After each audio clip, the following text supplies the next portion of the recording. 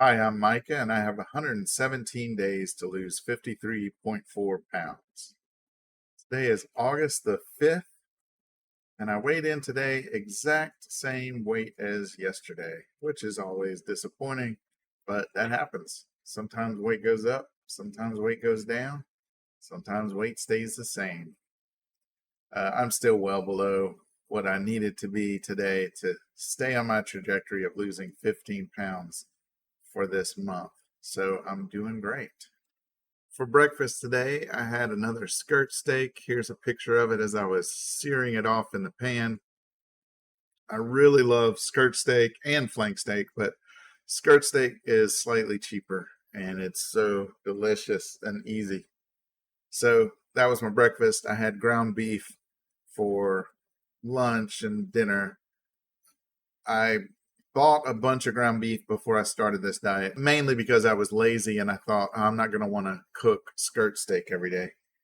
But this skirt steak is so good that I'm just eating the ground beef to get rid of it so that I can buy more skirt steak and switch over to just eating that. So today I wanted to talk a little bit about cravings because it's something that I've always struggled with, but that doesn't mean I don't have any insight into it because I have won against cravings many times. And here's what I think about cravings. They get discussed as if they're just another desire that pops into your mind that you have to deal with. But it's more than just a desire, it's the desire at that moment. It's the one thing that you focus on. So it comes into your awareness as something that is really important and really intense. In that moment, all you want is to eat something sugary, and you kind of ignore all the other desires. It's like you still have your desire for health and your desire to stick to your promises that you made to yourself. But it's like all those desires are kind of dull, they're dim, and they're out of focus. And the one thing that you immediately know is you want to eat this sugary food, whatever it is. And if you think about your other desires, your desire for health, that will pop in your mind, but it's such a dull and kind of subtle desire at that moment that you kind of know in your mind, okay, yeah, I want to be healthy, but right now I really want to eat this food. And it's really hard to resist that because nothing else looks as attractive as that snack that you're craving. And so what you have to do is look at these other desires, and you have to actually be an advocate for them. And you kind of have to stoke those desires and kind of intensify them and bring them into focus. And it's hard to do because you are actively focusing on something else. And so you're trying to drag away your focus from that craving and say, this desire for this pleasure is not the only thing that makes me happy. Actually, denying that and overcoming it, that's another thing that can make me happy. And it can actually make me more happy. But it's just the fact that you're focused on this that makes it so powerful. And so if you can break that focus and bring other things out and sharpen them and intensify them. So if you really use your imagination to make the feeling of reaching your goal and overcoming your addiction vivid to yourself, then that can become your focus.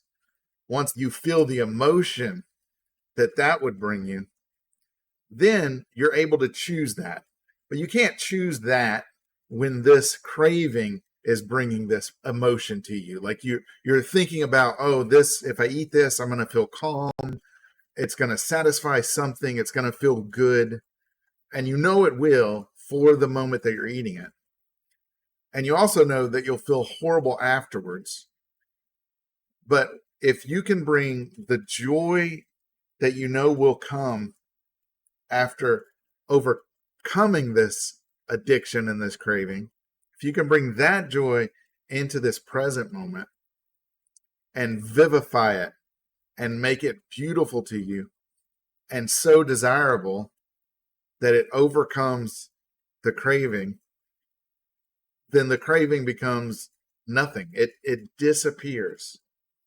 Or it just becomes another desire, not the sole desire. A lot of people desire to eat sweet things, but if you're not addicted to it, it's just one of your desires that pops up. Desires, when they're not the only desire, when they're not intense, they're just options. It's just, oh, hey, I could eat something sweet. And if it's just something you could do, and you have all these other desires that are also in your awareness, then it's easy to choose any of them. A craving shows up, it's so intense that it makes the decision for you. It's all you want. Everything else is blurry, out of focus. It's dull. As long as that desire is going to be that intense and vivid to you, you're going to choose it. And you kind of know that. At least that's the way I experience it. So the craving comes and I'll think, oh, but I want it to be healthy, but I know I'm going to eat this. What will happen first is I'll try to put it off, maybe for an hour or two, but then that night there might be some other opportunity. You know, I could go real quick. Now that everybody's in bed, I could go to a convenience store and just get a snack. And then I'm not going to tell it no, because it's like, well, I've already had this desire. It's come back. I can't, obviously it's something I really want. But instead, what I have to do is, rather than just say, this is something I want and I can't have it, I say, what else do I want that I can have? It kind of ties into the idea of restriction, with a lot of people saying that diets are too restrictive, especially something like carnivore, which is like the most restrictive. The truth is, addiction is way more restrictive than any diet, because it restricts me from having health, and it restricts me from being happy, and it restricts me from being proud of myself, and it restricts me from choosing other things other than that addictive substance. So yeah, that's my thought for the day. When you have a craving, realize that your focus is drawn down to one thing and you're not considering other options. And so first you broaden out and you consider the other things that you also want. And then you actively work to bring those things into the forefront. And once those things become vivid enough, this other desire that you're craving, it can go to the side, because you have something else you know that will satisfy you and that will make you happy. Once you have another option, it's easy to choose.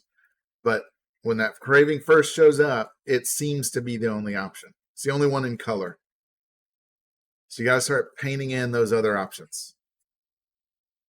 That's what I have for today. Thank you for watching and have a good day. I'll make another video tomorrow.